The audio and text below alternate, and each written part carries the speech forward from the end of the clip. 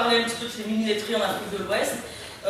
Comme l'a souligné Guillaume tout à l'heure, cette présentation s'inscrit dans un travail de réflexion qu'on a mené à trois, donc avec Christian Corneau et Guillaume Buter. Donc d'abord, pour vous présenter un petit peu le GRET, parce que je ne suis pas sûre que tout le monde connaisse cette ONG. Donc le sigle initial, c'était Groupe de recherche et d'échange technologique. On n'utilise plus le sigle développé, parce que depuis qu'on est né en 1976, on a évolué. On n'est plus sur les aspects seulement technologiques. Voilà, c'est une ONG qui intervient sur une palette de thématiques assez large. Ça va de l'agriculture, la transformation agroalimentaire, la microfinance, l'insertion professionnelle, avec des actions de terrain, de l'expertise aussi. On fait des études de faisabilité, des évaluations. On a un travail également sur les politiques publiques et on publie des références. On a un certain nombre de publications régulièrement sur différents thèmes. Donc le GRET, c'est à peu près 680 personnes, à peu près 60 au siège à Nogent et le reste sur les terrains. Donc surtout dans les projets de développement dans les différents pays, avec une trentaine de pays d'intervention en Afrique et en Asie, et une moyenne de 150 projets par an, un budget de 20 millions d'euros. C'est pour vous cadrer un petit peu l'organisation. Et après, rapidement, le GRET et le lait.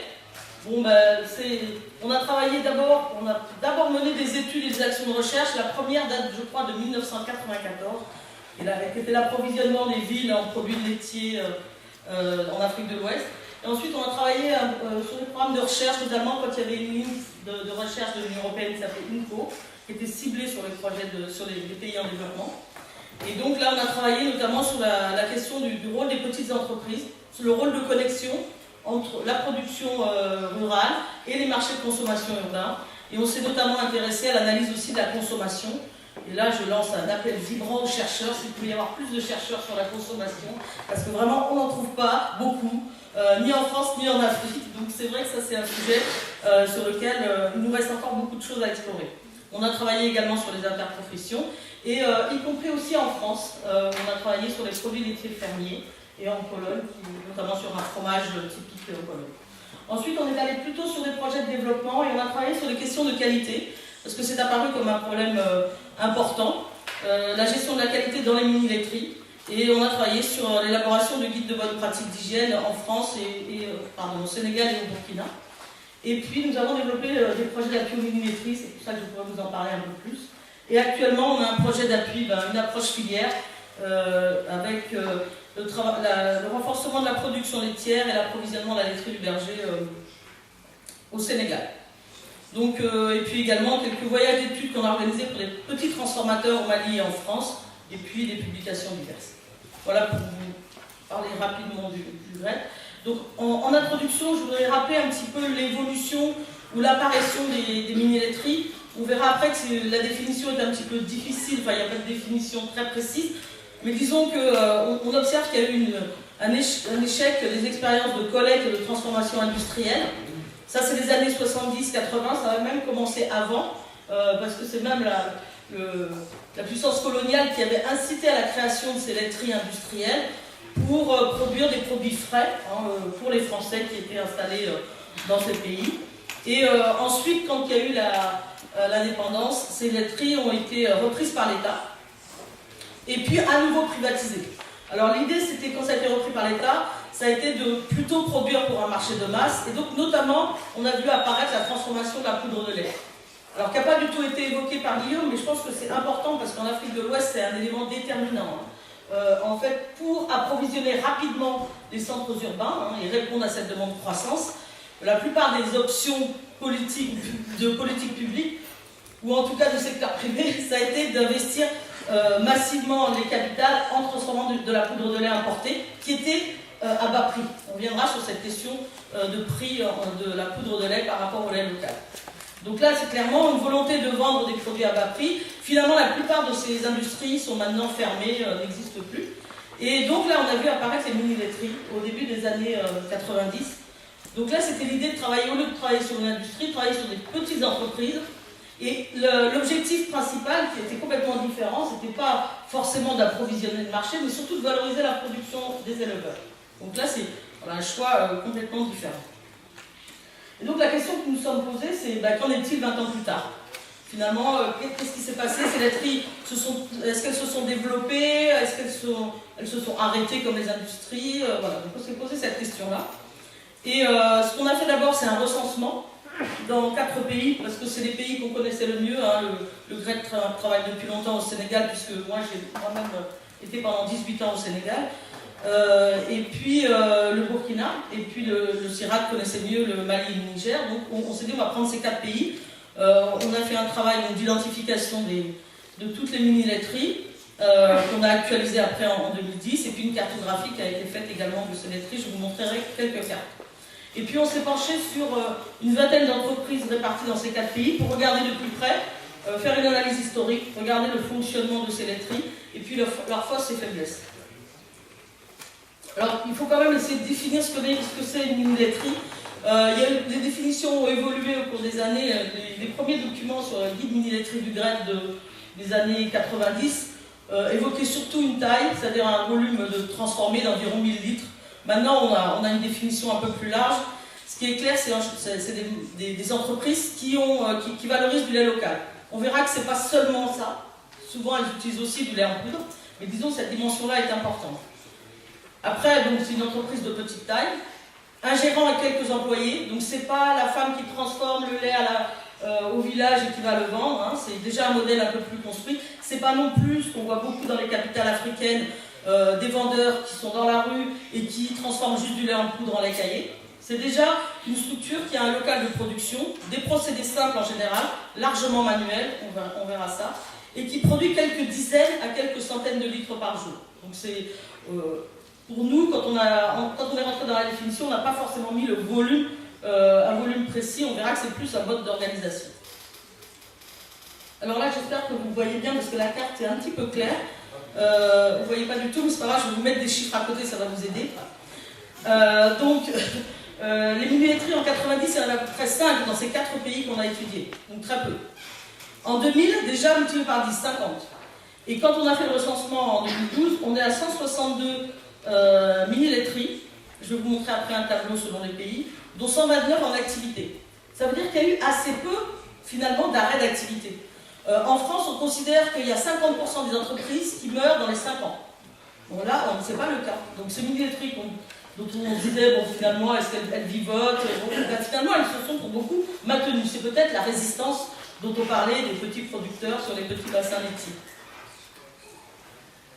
Alors, il y a des évolutions quand même différentes selon les pays. Hein. Si on prend le Sénégal, on voit qu'il y a eu surtout une forte croissance avant 2005 et maintenant une stagnation de création des mini-laiteries. Au Burkina, ça a été beaucoup plus régulier. On voit qu'il y a sensiblement autant de mini-laiteries au Sénégal qu'au Burkina. Et puis au Mali, c'est plutôt après 2005. Et au Niger, c'est encore plus récent. Il y avait vraiment très peu de mini-laiteries au Niger. Et c'est là clairement une volonté de l'État de soutenir la création de ces laiteries. Alors que dans les autres pays, en tout cas pour ceux que je connais le mieux, le Sénégal et le Burkina, il n'y a pas eu une forte volonté de l'État. Au contraire, on pourrait dire qu'elles sont assez peu appuyées, quoi. Alors quand on regarde l'origine des mini-laiteries, hein, on s'aperçoit que les 3 quarts ont eu des appuis d'ONG, de la coopération décentralisée, parfois de programmes de l'État, mais assez peu. Hein, et donc ce sont rarement des initiatives complètement indépendantes. Elles ont reçu des appuis pour démarrer. Et comme je vous disais, assez peu de fermetures définitives depuis leur création. On voit aussi, disons, une évolution dans les objectifs de création, et notamment les organismes qui ont appuyé cette création. Au départ, c'était essentiellement pour sécuriser les débouchés des éleveurs. L'objectif, c'était, il y a beaucoup d'éleveurs, comment on va faire en sorte qu'ils puissent vendre leur lait le mieux possible, et répondre notamment au marché urbain. Ensuite, et nous sommes inscrits plutôt dans cette deuxième phase, le GREC, sur l'appui aux entreprises. Bon, c'est bien de produire, bon, on crée des mini-laiteries, mais comment améliorer le fonctionnement de ces entreprises? Comment faire en sorte qu'elles soient mieux gérées, qu'on gère mieux la qualité, qu'on vende mieux, hein, pour essayer d'améliorer, disons, la rentabilité. Et puis maintenant, tout d'un coup, on voit que les États commencent à s'y intéresser. Je dirais commence parce que pour avoir travaillé 18 ans au Sénégal à essayer de défendre les mini-laiteries, je dis commence. C'est pas encore gagné. Et un des points importants, c'est pour ça que j'ai voulu mettre cette carte, c'est les mini-laiteries du Sénégal en 2005, donc c'est un petit peu ancien. Et en fait, ce qu'on a fait, c'est qu'on a produit cette carte sur des grandes bâches et qu'on l'a distribuée dans un certain nombre d'organismes. Et en fait, on s'est rendu compte, on travaillait sur le guide de bonnes pratiques laitières, Et on s'est rendu compte que en fait, même les agents du ministère de l'élevage n'avaient pas pris conscience qu'il y avait autant de mini-laiteries. Elles étaient à Dakar, ils allaient assez peu dans les régions, et en fait, ils avaient tout simplement, ils ne s'étaient pas rendu compte de l'ampleur de ce mouvement qu'ils n'avaient pas accompagné, que le gouvernement n'avait pas accompagné.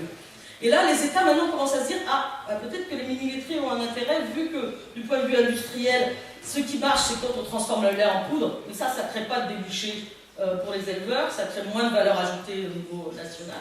Donc maintenant, les gouvernements commencent à se dire, ça vaut peut-être le coup de s'intéresser un petit peu à ces mini-laiteries. Alors si on regarde les statuts maintenant, on s'aperçoit qu'il y a beaucoup d'entreprises collectives, c'est-à-dire, je dis collectif, ça regroupe des groupements, des coopératives d'éleveurs, et là on va revenir un peu là-dessus, rarement quand même des groupements de femmes. C'est quand même essentiellement des éleveurs qui ont créé, ou des organisations de producteurs qui ont créé ces coopératives. Il y a quelques GIE, alors GIE c'est le groupement d'intérêt économique, il faut faire attention, ce statut est beaucoup utilisé en Afrique de l'Ouest parce qu'il présente des avantages fiscaux, c'est pas forcément un groupement, ça peut être en fait quelqu'un qui crée avec sa famille, et donc c'est pas forcément... Et là aussi on s'aperçoit que ces unités sont essentiellement gérées par des hommes. Il y a quelques entreprises individuelles et SARL, et donc on voit qu'en fait les statuts sont quand même souvent liés au type des organisations qui ont appuyé ces structures. Donc on va avoir beaucoup de coopératives d'éleveurs quand ce sont des ONG ou des projets qui étaient en appui à l'élevage, et puis on va avoir des statuts plus GIE quand ce sont plutôt des organismes qui appuyaient la transformation. Donc on se rend compte que ça influe quand même sur ces modèles. Et puis bon, je ne vais pas trop m'éterniser là-dessus parce que c'est un sujet assez compliqué. On peut quand même dire qu'il y a une certaine éviction des femmes. On a dit oui, les femmes sont vraiment dans... ce sont les points clés des filières laitières, mais dans les mini-laiteries, elles sont employées et très rarement gérantes. Et puis le deuxième point, c'est que même dans l'approvisionnement de ces laiteries, on se rend compte qu'elles disparaissent et que c'est les hommes qui récupèrent l'argent du lait. Après, il y a une redistribution partielle à l'intérieur de la famille, mais ce n'est pas la même chose quand la femme récupère l'argent et qu'elle-même le redistribue en termes de reconnaissance sociale et de reconnaissance économique. Donc cette émergence des mini-laiteries, d'une certaine manière, a eu un effet négatif sur les femmes. Alors si on regarde la localisation, beaucoup de mini-laiteries sont en fait dans des bassins laitiers assez éloignés de la capitale, sauf dans certains cas, et presque toujours à proximité des villes secondaires. Donc là c'est clairement un objectif d'approvisionner des urbains. Aussi parce qu'il y a la proximité d'un marché et d'infrastructures, et aussi quand les laiteries sont trop éloignées de l'offre, se pose tout le problème du transport du lait et du coût du transport réfrigéré. Donc là on voit bien qu'il y a vraiment une proximité autour des villes. Une collecte autour de 20-30 km, à vélo par exemple, comme on voit sur cette photo, ou en charrette comme au nord du Sénégal. Parfois en voiture, mais là tout de suite ça a des coûts plus élevés, donc on s'aperçoit que c'est quand même plus... c'est des rayons assez courts, assez petits, et c'est... je crois qu'hier au Burkina on évoquait une vingtaine de fournisseurs, c'est aussi le cas dans la plupart des laiteries. On peut dire que ça 20, 30, ça va jusqu'à 50. Alors là, on va regarder un petit peu les quantités collectées. Donc là aussi, la carte est un petit peu claire. Peut-être qu'il aurait fallu éteindre au-dessus, mais bon. Je vais vous donner quelques éléments. Donc sur l'échantillon qu'on a pris, c'est-à-dire toutes les laiteries en activité, il y en a quand même une bonne proportion, presque un cinquième, qui produisent moins de 40 litres. Ça, c'est des laiteries qui sont en fait pas vraiment fonctionnelles, ou qui fonctionnent que pendant la période d'hivernage, quand il y a beaucoup de lait. Donc ça, c'est encore des laiteries très fragiles. Il y a quand même une grande partie qui se situe entre 40 et 100 litres. Donc voilà, des petites productions. C'est 20 éleveurs qui fournissent 2 litres, quoi. En gros, ça fait ça. Et celles-là, elles sont encore souvent un peu fragiles. Et ensuite, on arrive à des laiteries un peu plus importantes et on s'aperçoit que quand elles sont au-dessus de 100 litres en général, elles ont déjà une viabilité qui est mieux assurée. Donc il y a quand même un lien entre le volume, bien sûr, et la viabilité de l'entreprise. Alors, bon, il y a des variations bien sûr importantes en termes de volume collecté, comme je vous l'ai dit. Bon, ça va jusqu'à 2500, mais là, c'est vraiment que ce sont juste des centres de collecte et pas, il n'y a pas de transformation. Des prix d'achat qui sont plutôt élevés, parce que là, ça rejoint un peu aussi les prix indiqués en Mauritanie, entre 0,4 et 0,6 euros de litre. Donc c'est plutôt important, surtout si on compare à la poudre de lait. La poudre de lait, elle revient à peu près à 200 francs CFA, on est en francs CFA là. Donc 2 fois moins. Donc on est déjà sur une matière première qui va coûter 2 fois plus cher, avec des coûts de gestion de la qualité, de transport, etc., qui sont bien plus compliqués que d'utiliser de la poudre de lait. Ensuite, on a une production surtout qui est atomisée et saisonnée. Donc, il y a une forte baisse de la production pendant la saison sèche, puisque beaucoup des éleveurs qui approvisionnent sont des agropasteurs ou des pasteurs, et donc ils dépendent de la disponibilité en herbage et en eau. Et donc, on voit dans la plupart de ces laiteries un recours à la poudre de lait importée. Je sais qu'au Burkina, on considère qu'il ne faut pas le faire. Dans beaucoup de ces mini-laiteries, quand même, elles utilisent le lait en poudre. Et si on se met du point de vue de l'entreprise et de l'analyse plus marketing, elles ont intérêt en fait à le faire parce que le maintien d'un produit sur le marché est déterminant pour fidéliser la clientèle. Par contre, ce sur quoi on discute avec elles, c'est qu'il faudrait l'indiquer aux consommateurs, qu'ils sachent qu'à certaines périodes, effectivement, on utilise de la poudre de lait pour rassurer quand même le marché. Par contre, en saison des pluies, on a une production qui est souvent trop importante par rapport à la capacité d'absorption de ces laiteries. Alors, ce qu'on se rend compte aussi, c'est que la gamme de produits est assez limitée. Donc, essentiellement du lait de vache, même s'il y a quelques fromageries, notamment qui valorisent le lait de chèvre. Le produit phare, c'est le lait fermenté, sucré, non sucré, et aussi le lait pasteurisé, mais bon, déjà, plus du lait fermenté, parce que aussi c'est plus facile de gérer ça, enfin, c'est plus stable, disons. Et puis quelques produits traditionnels, donc qui sont un peu modifiés dans les petites mini-laiteries, mais qui sont encore présents dans beaucoup, et assez peu de nouveaux produits. C'est nouveau par rapport au mode de consommation, notamment sur la crème, le beurre ou le fromage. Je vous ai mis là une photo d'un fromage italien, l'Italico, produit déjà depuis 20 ans, 15 ans au moins, au Sénégal par une mini-laiterie, 2 mini-laiteries maintenant, côté appuyé par une ONG italienne. C'est ça pour ça qu'ils font des Italico, donc on voit vraiment le lien qu'il y a entre les produits et les appuis fournis. Alors sur les procédés, on voit que c'est des procédés simples et peu mécanisés. On n'est quand même pas à la bassine et au bois. Hein. On est quand même sur des bassines, sur une pasteurisation avec du gaz, mais sur des procédés assez simples. Et en fait, l'augmentation du volume, on augmente le nombre de postes de pasteurisation. Hein. Et donc, on a un procédé simple, filtration, pasteurisation, ensemencement, conditionnement, stockage. Quelques équipements, donc essentiellement des réchauds des bassines, et puis congélateur, ça c'est un élément essentiel puisqu'on est sur des produits frais, il faut pouvoir les mettre au frais. Alors en termes d'emploi, on n'a pas été dans le détail, mais en général c'est entre 5 et 15 personnes par mini-laiterie, donc il y en a 160, vous voyez, ça fait quand même un nombre d'emplois non négligeable, et aussi quand on rajoute le nombre des fournisseurs, on arrive quand même à un nombre assez important.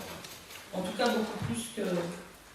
Alors, si on s'est intéressé un petit peu aussi pour essayer de caractériser les facteurs de succès, quelles mini-laiteries s'en sortent bien, quels sont les éléments qui font qu'elles s'en sortent bien, le premier qu'on peut relever, c'est la relation et les services aux éleveurs. Parce que bien sûr, un élément essentiel, c'est de sécuriser l'approvisionnement. Et pour ça, alors, les mini-laiteries ont par exemple développé des services de collecte, hein, ça bien sûr, donc pour aider l'éleveur à approvisionner la laiterie, mais aussi, par exemple au Mali, les mini-laiteries d'Aya Nono ont développé du conseil aux éleveurs. Au Sénégal et dans pas mal d'autres pays, la mini-laiterie propose à crédit des aliments pendant la saison sèche, ce qui pourrait lui assurer aussi une production minimum. Ensuite, il y a toute la maîtrise des procédés et l'hygiène, parce que, bon, ça a été souligné depuis hier, c'est des produits fragiles, il faut absolument maîtriser la qualité, pour des questions bien sûr de santé des consommateurs, mais aussi de perte de produits. Hein. On se rend compte dans la mini-laiterie que si ce n'est pas bien maîtrisé, le produit va s'abîmer et donc ça peut faire des pertes importantes. La maîtrise des marchés de la distribution, c'est un élément également très important. On se rend compte que les mini-laiteries qui ont bien réussi, c'est quand le gérant a commencé par vendre lui-même les produits. Entendre ce que disait le consommateur, le distributeur. Et c'est ça qui lui a permis, après, d'être capable de mieux développer son activité commerciale. La capacité de financement, c'est un élément essentiel. La chance un petit peu des mini-laiteries, c'est qu'elles vendent très rapidement, donc elles ont rapidement les recettes de leurs produits. Et par contre, les éleveurs sont souvent payés 15 jours ou 1 mois. Donc en fait, elles se font déjà une trésorerie quand même par ce décalage entre les recettes et le paiement aux éleveurs. Qui leur permet de fonctionner. Par contre, elles ont une difficulté énorme d'accéder à des crédits d'investissement. Ça, c'est un élément très compliqué. On a vu que la laiterie en Mauritanie a réussi à avoir des prêts, mais parce qu'elle est déjà plus grosse. Mais des mini-laiteries comme ça, avoir des prêts qui sont de quelques milliers d'euros, ça, c'est extrêmement difficile en Afrique, mais même par d'autres réseaux de subventions. Et alors, ce qu'on se rend compte quand même dans toute cette trajectoire de Mini-Nutri, c'est que l'élément peut-être, bon, si on peut en mettre un vraiment en avant, mais c'est tout ce qui est le leadership, la gestion et la gouvernance de la mini-laiterie. C'est-à-dire la capacité du gérant à créer le dialogue avec les éleveurs. Parce que les éleveurs, ils sont en situation de force autour de ces mini-laiteries. C'est eux qui ont le lait, et il en manque du lait. La plupart des mini-laiteries manquent de lait. Donc les éleveurs sont en situation de force. Donc il faut que le gérant soit capable d'instaurer un dialogue, et il y a toujours des mini-crises, il faut savoir les gérer. Donc la capacité du gérant à faire ça et à développer une concertation avec les différents acteurs est un élément qui nous est paru essentiel. Et la capacité à développer un réseau social, pour des appuis, mais également pour la vente, et de créer un climat de confiance avec les éleveurs. Donc on s'est rendu compte que vraiment, quand on retrouvait ces éléments-là, c'est souvent les laiteries qui ont le mieux résisté ou qui sont pu se développer. Et si on regarde un peu les faiblesses récurrentes, on s'aperçoit qu'il y a une contractualisation encore rare entre les éleveurs et la mini-laiterie. Quand on dit contractualisation, ce n'est pas forcément écrit, parce qu'on sait bien que ce n'est pas toujours le cas, mais au moins un engagement de part et d'autre. Et comme je disais, les éleveurs sont quand même en position de force. Par exemple, en 2008, quand les cours du lait ont beaucoup augmenté, au Sénégal, qu'est-ce qu'on a vu? Des commerçants qui sont allés acheter directement auprès des éleveurs et revendre directement sur les marchés de proximité, dans les villes secondaires. Les éleveurs, ils n'ont pas été fidèles à la laiterie. Hein. Ils ont vendu aux commerçants qui achetaient plus cher. Bon, c'est vrai que là, du coup, les laiteries sont en situation de faiblesse. Et donc, voilà, il y a ce rapport de force qu'il faut créer. Et généralement, c'est en termes de réciprocité de service. Si les éleveurs savent qu'ils vont trouver, par exemple, une avance à un moment de l'année, par exemple, des aliments à crédit, et bien ça va créer cet engagement plus solide, disons. Un environnement technique globalement déficient en termes de formation et de conseil. Si vous cherchez du conseil sur les technologies à petite échelle de transformation du lait en Afrique de l'Ouest, vous allez en avoir très peu. Il y a des vétérinaires, il y a des gens qui travaillent sur la production, et sur la transformation, il y en a peu. Donc là, il y a vraiment un besoin important. Sur les équipements de petite capacité, c'est vrai qu'il y a des producteurs, il y a des fabricants en France, mais localement, il y en a assez peu. On commence à construire des petits pasteurisateurs artisanaux, des petites thermosoudeuses pour les sachets, mais ça reste aussi assez faible. Tout ce qui a accès aux intrants également. Et puis le dernier point, c'est le laboratoire d'analyse. Quand on travaille sur la qualité, que vous avez la plupart des laiteries qui sont en milieu rural, et que les laboratoires sont à Dakar, c'est un vrai challenge d'amener un produit frais laitier à travers tout le pays pour arriver à faire une analyse de qualité. Parce qu'il a déjà pris tellement de transformations. On l'a fait avec l'Institut Pasteur à Dakar. Il a fallu faire un protocole avec température toutes les 2 heures, remise de glace dans la glacière. Enfin bon, donc c'est quand même pas simple.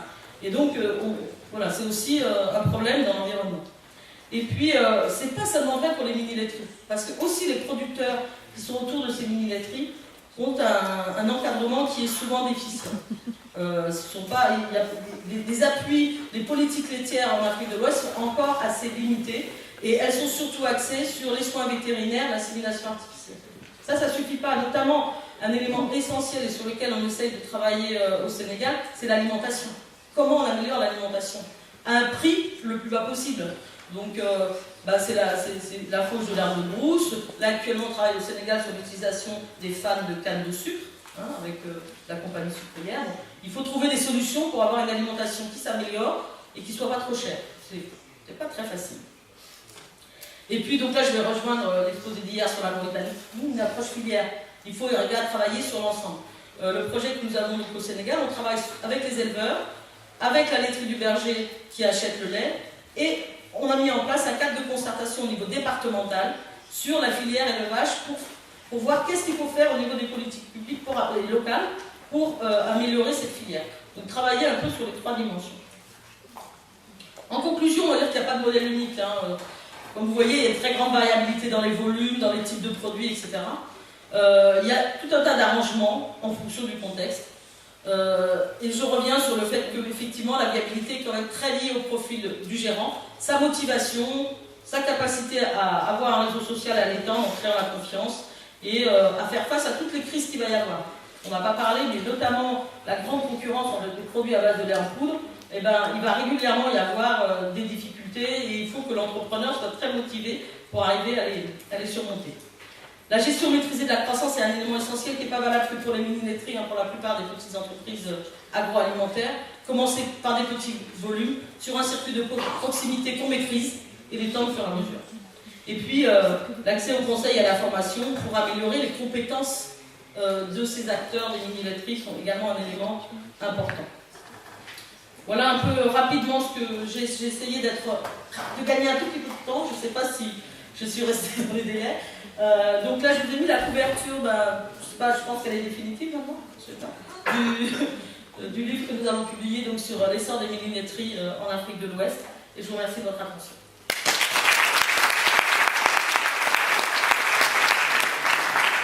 Merci Cécile. Je ferai le lien aussi avec